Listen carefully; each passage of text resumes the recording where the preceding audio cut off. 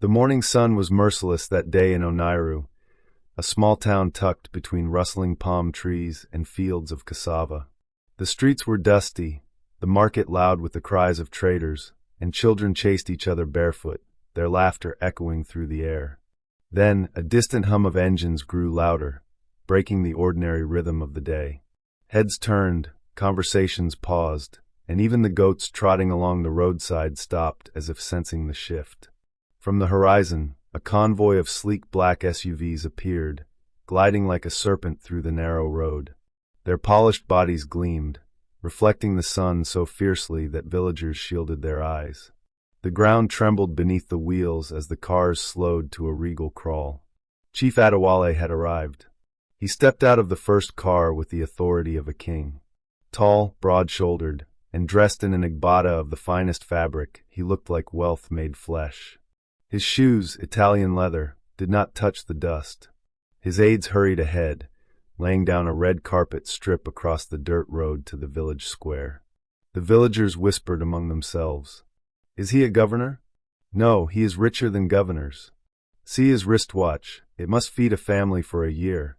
Chief Adewale walked slowly, deliberately, savoring their awe. He wore a smile that never reached his eyes, the smile of a man who had always been obeyed, always admired, never denied. He adjusted his gold cufflinks, scanning the crowd as though choosing which lives to bless with his presence. But his gaze stopped when he saw Adaora. She stood near the marketplace, carrying a small basket of oranges. Her wrapper was faded, her blouse simple, yet there was something in her posture, grace, confidence, that made the gold and glitter around Chief Adewale suddenly seem small. Her dark eyes shone like a quiet river under the moonlight, and when she smiled politely at the commotion, it wasn't at him, but at the children who clung to her skirt. Chief Adewale's chest tightened.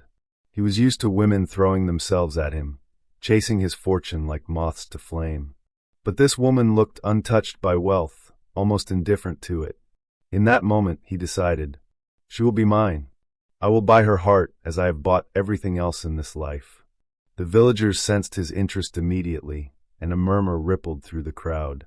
Mothers nudged their daughters enviously, young men frowned, and elders stroked their beards, whispering that trouble had just entered Oniru.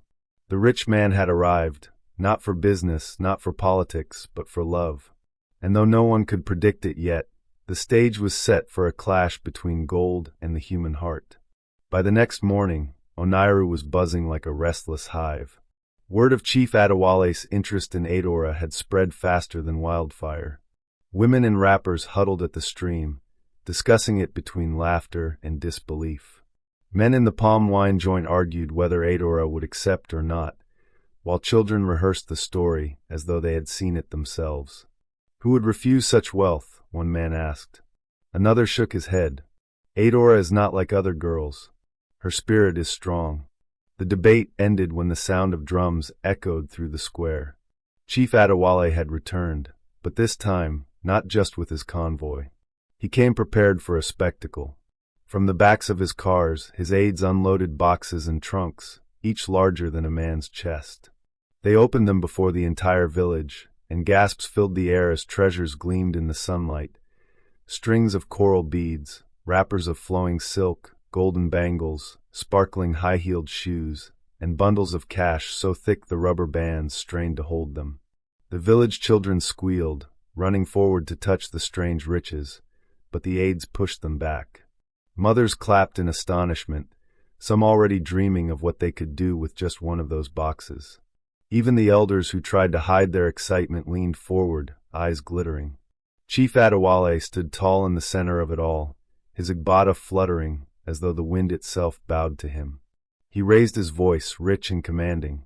"People of Oniru, I have searched the earth, I have dined with presidents and kings, but never, never have I seen a beauty as radiant as Adaora.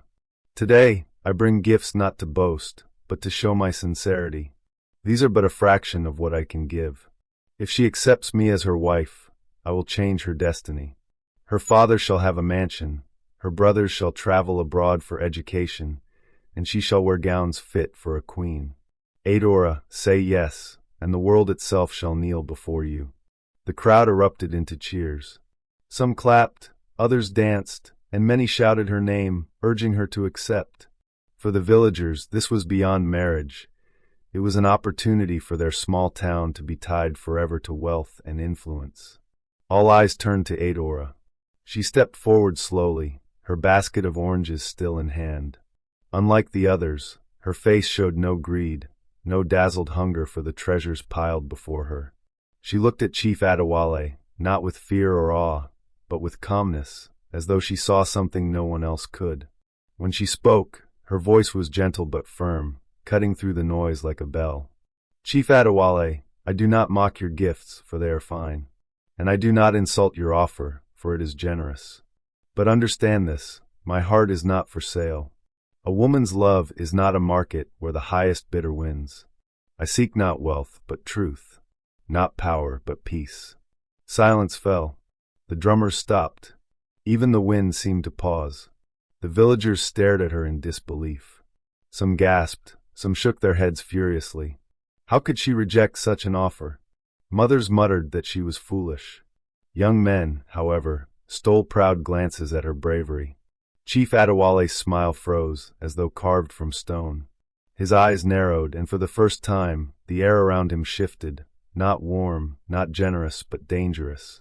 He forced a laugh, loud and sharp. Perhaps you did not hear me well, Adaora. No one rejects Chief Adewale. No one. But Adaora only bowed her head politely, clutching her oranges, and turned to leave. The murmur in the crowd grew louder, divided between those who thought she was mad and those who admired her courage. And so, the first seed of rejection was planted. A proud man had offered the world and been denied. The sun rose the next day to find Oniru already restless. The market women did not chatter about yams or pepper, but about Adaora's rejection. Palm wine drinkers argued in loud voices, pounding their calabashes on the table. Children sang mocking songs in the streets. Chief brought gold, chief brought cars. But Adaora said, keep your stars. Some laughed, some shook their heads in disbelief. The elders sat in silence, stroking their beards, uneasy about what was coming. Because everyone knew one thing. Men like Chief Adewale were not used to being denied. And indeed, as the morning reached its peak, the distant hum of engines returned. This time, the convoy was louder, grander. Not only did the cars roll in, but a small band of musicians marched ahead, beating drums, blowing flutes, and shaking rattles that filled the air with festivity. From the roofs of the cars, his aides threw naira notes into the crowd, and children dove into the dust to grab them, squealing with joy. Women rushed to snatch the money, skirts flaring, while men shouted in excitement. Chief Adewale emerged once more, smiling, his agbada whiter than clouds, his cap adorned with shimmering stones. He moved with the swagger of a conqueror who believed his victory was only delayed, not denied. He clapped his hands, and the drummers stopped. His voice boomed. Adaora, yesterday you refused me, perhaps you misunderstood. Look around you, see the joy I bring to your people. See how their pockets fill with wealth. If you will be my wife, I will not only bless your family, I will transform this village. Roads shall be tarred, children sent abroad, and your name shall be praised in every city. The crowd cheered again, some louder than before. Their eyes gleamed with hunger for change, for opportunity, for comfort. Some women even shouted, say yes, Adaora. You will save us all. At the edge of the square, Adaora stood quietly. She had no ornaments, no music behind her, only her calm presence. When she finally stepped forward, the noise faded as though the air itself leaned in to hear her. She spoke softly, but her words cut deeper than any shout. Chief Adewale, your gifts are grand, and your promises are many. But wealth is like a river. Today it flows here, tomorrow it flows elsewhere. A woman cannot build her life on promises that shine only on the surface. I seek not riches, but love. Not a man who wishes to own me, but one who wishes to walk beside me. The crowd stirred. Some muttered angrily, others sighed with admiration. A few young women looked at her with envy, wishing they had her courage. Chief Adewale's face darkened, though he quickly masked it with a forced laugh. His pride was burning, but his voice remained sweet. Ah, Adaora, you are strong-willed. That is why I like you. But do not mistake stubbornness for wisdom. Sooner or later, you will see, there is no man who can love you as much as I can provide for you." He spread his hands, gesturing to the piles of gifts, the dancing villagers, the flying notes of money. But Adaora simply turned her back to him, walking slowly away, her footsteps soft yet heavier than the drums that resumed behind her. The crowd was torn, between the dazzle of wealth and the dignity of her refusal. And for the first time, whispers of doubt began to chase Chief Adewale like shadows. "Perhaps money is not enough," one villager muttered. "Or perhaps Adaora is simply a fool," another retorted. Chief Adewale stood rooted in the square, smiling for the people, but inside his chest burned a fire he had never known, the sting of rejection. The days that followed were tense in Oniru. Chief Adewale did not relent. His cars still roared into the village square. His aides still showered the crowd with notes. His promises grew grander by the day. But Adaora remained unmoved.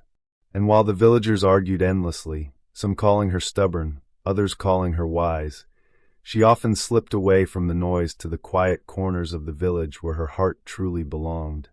That place was the small, mud-walled school where Emeka taught. Emeka was nothing like Chief Adewale. He was a simple schoolteacher, earning just enough to live. His shirts were neatly washed but faded from years of use, his sandals repaired with string, and his home was no mansion, just a modest hut with a tin roof that leaked when it rained. Yet, when he stood before his pupils, chalk dust on his fingers and light in his eyes, the children listened as though he carried the wisdom of the world. He taught them not only numbers and words, but also songs, stories, and hope. He was respected for his kindness, even if he was poor. Adaora often visited him after school, carrying a calabash of water or a small meal she had cooked. The children would tease them, giggling. "Teacher Emeka and Madam Adaora." Emeka would blush, scratching his head, while Adaora only laughed softly, her heart warmed by their innocence. One evening, as the orange sun melted into the horizon, Emeka walked her home along the dusty path lined with palm trees. The air smelled of roasted corn, and crickets had just begun their nightly chorus. He plucked a wildflower from the roadside and handed it to her shyly. "It's not much, but it made me think of you." Adaora took it gently, holding it as though it were more precious than all the jewels Chief Adewale had displayed. She smiled at him, her eyes shining. "Emeka, do you know why I always choose your gifts over gold?" He shook his head, still bashful. "Because when you give me something, it is not to impress me, but to share a piece of yourself.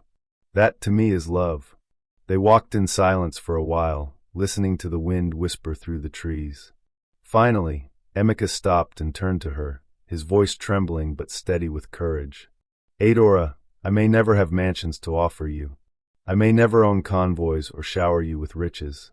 But I promise this, I will give you a heart that is true, and I will walk beside you no matter where life leads us. If you will have me, I will spend every day proving that love is enough." Adeora's heart fluttered. She looked at him, not at his worn shirt or dusty sandals, but at the sincerity in his eyes. In that moment she knew. She whispered, her voice soft as the wind, "That is all I ever wanted." Their hands touched, fingers intertwining like two vines destined to grow together. Meanwhile, in the distance, Chief Adewale's laughter echoed through the village square as he boasted about his next plan to win her over. He did not know that while he offered gold, another man had already offered love, and love was the one treasure Adaora could not refuse. The night of the New Yam festival arrived, and Oniru pulsed with life. The village square was decorated with palm fronds, oil lamps flickered in the warm air, and the scent of roasted meat mingled with the drumming of excited hearts. Men wore their best igbadas, women shone in colorful wrappers, and children darted through the crowd, faces smeared with oil and joy. But beneath the celebration, an unspoken tension gripped the people. Everyone knew why the festival carried an unusual electricity this year. Chief Adewale had hinted that he would make his final move, and the villagers buzzed with curiosity. Surely Adaora cannot reject him again in front of the whole town? Perhaps this time she will finally accept. After all, who can resist such a man? But what if she says no again? The whispers swirled like smoke as the drums grew louder. Then, like a storm rolling in, Chief Adewale arrived. His convoy stopped at the edge of the square, and he stepped out, draped in an agbada so richly embroidered it shimmered like liquid silver. His cap glittered with jewels, and a diamond-studded cane tapped the ground with every step. Behind him, his aides carried torches, illuminating his path like he was a king descending from the heavens. The villagers gasped. Some women clutched their hearts, others clapped with joy, and even the elders straightened their backs, curious to see what spectacle awaited. Chief Adewale moved to the center of the square, the drummers silenced, and all eyes turned toward him. He lifted his hand, and from one of his aides came a small velvet box. He opened it, revealing a diamond ring that caught the firelight and threw shards of rainbow across the night. The crowd erupted in shouts. "Ah! See wealth! The gods have blessed this man." Adewale's deep voice rolled over them. "People of Oniru, tonight I bring an end to doubt. I, Chief Adewale, the man who has crossed oceans, sat with kings and commanded riches, kneel before your daughter, Adaora." And then it happened. The mighty chief went down on one knee in the dust, holding out the glittering ring toward Adaora, who stood in the crowd, her wrapper simple, her face calm, her beauty glowing softly in the firelight. The square exploded in cheers and chants. "Say yes! Say yes! Say yes!" Children clapped, women ululated, men whistled. The world seemed to hold its breath, waiting for Adaora's answer. But before she could move, another figure stepped forward. It was Emeka. He was not dressed in silk or gold. His shirt was plain, his sandals worn, but his head was held high. He reached for Adaora's hand, and without hesitation, she placed hers into his. The crowd fell silent. Even the drums stopped beating. Emeka spoke, his voice trembling but steady enough to reach every ear. "Chief Adewale, you have wealth, you have power, and you have given much to this village. But Adaora's heart is not yours to claim. It belongs to me. Not because I am rich, but because I love her truly. And she loves me." Gasps rippled through the villagers. All eyes turned to Adaora. She lifted her chin, her voice firm, echoing with truth. "Chief, I cannot be bought. I will not trade my happiness for diamonds or palaces. My heart belongs to Emeka, and no amount of wealth can change that." The words struck like thunder. The villagers erupted, some clapping wildly for Adaora's bravery, others shaking their heads in shock. Some women wiped tears, moved by her courage. The youth cheered for love, while the elders murmured about destiny. Chief Adewale froze, the ring still gleaming in his hand. His face hardened, his pride shattered. Never in his life had he been humiliated so publicly. He rose slowly, his agbada heavy, his jaw clenched. His eyes burned, not with love anymore, but with fury and shame. He snapped the velvet box shut, turned without a word, and walked back to his convoy.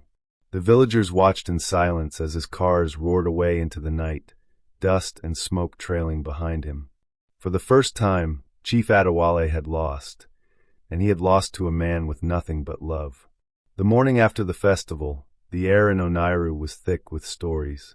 The night's events had already grown into legend, retold at the stream, in the market, at the palm wine shed. Children mimicked Chief Adewale's kneeling posture, laughing as they played. Traders shook their heads in disbelief, still arguing whether Adaora had been wise or foolish. The elders spoke in low tones, stroking their beards, as though the whole thing had been written in fate.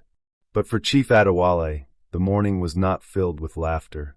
Inside his guest house on the edge of the village, he sat alone, his once proud shoulders hunched. His convoy was ready outside, engines humming, but he delayed, staring at the velvet box in his hand. The diamond ring no longer sparkled to him. It looked like a mocking stone, cold and empty. How could she have refused him? He had given everything: gifts, promises, power.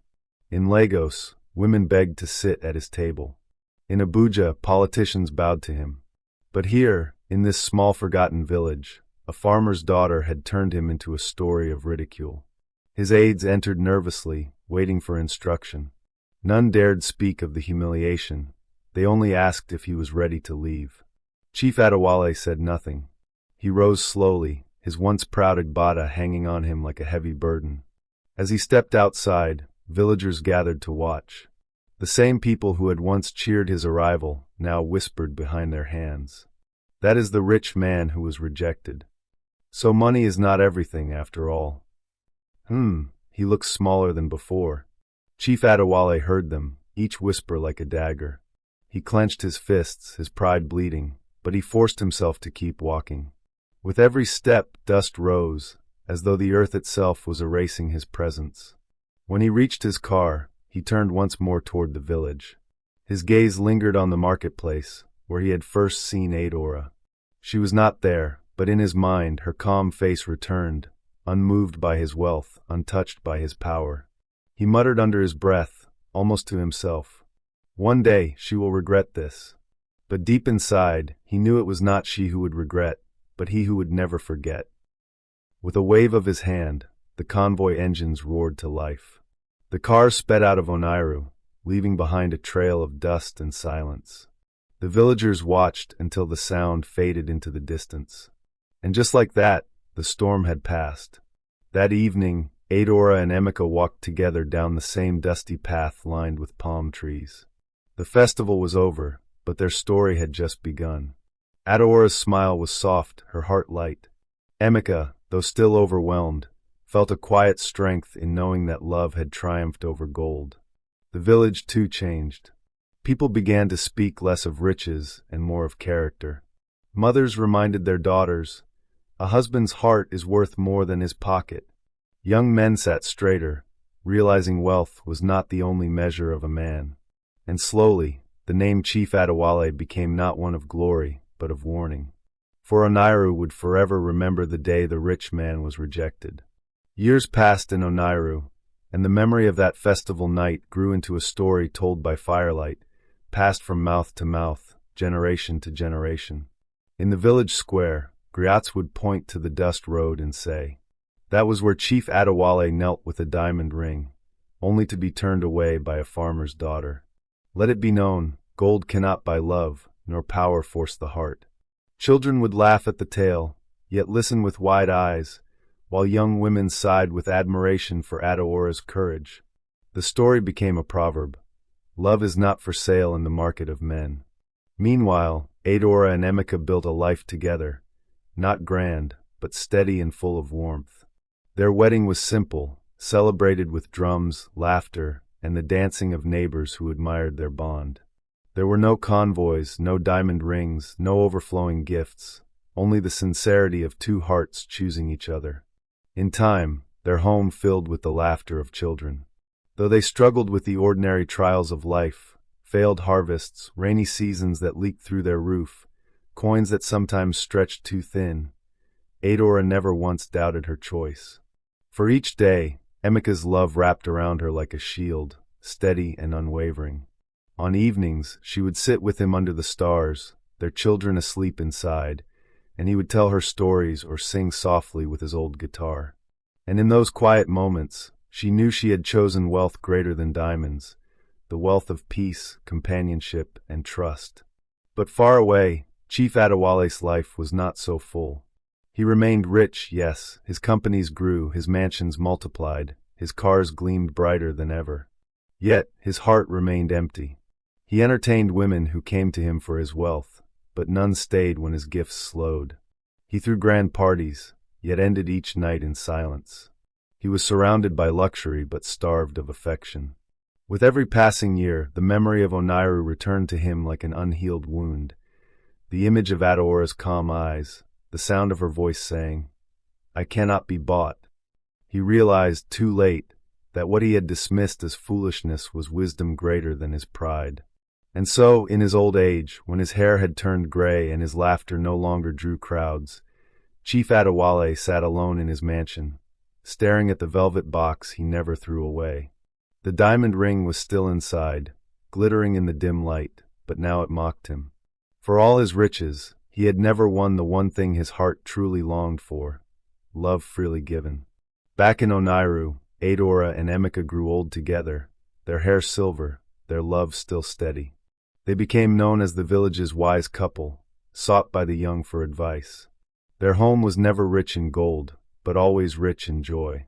And when they told their children and grandchildren the story of the day a rich man tried to buy Adeora's heart, they laughed not with bitterness, but with gratitude, for it was the rejection that had opened the door to a lifetime of happiness. Thus, the tale ended as it began, a truth carved into the memory of Oniru. Wealth may build palaces, but only love can build a home.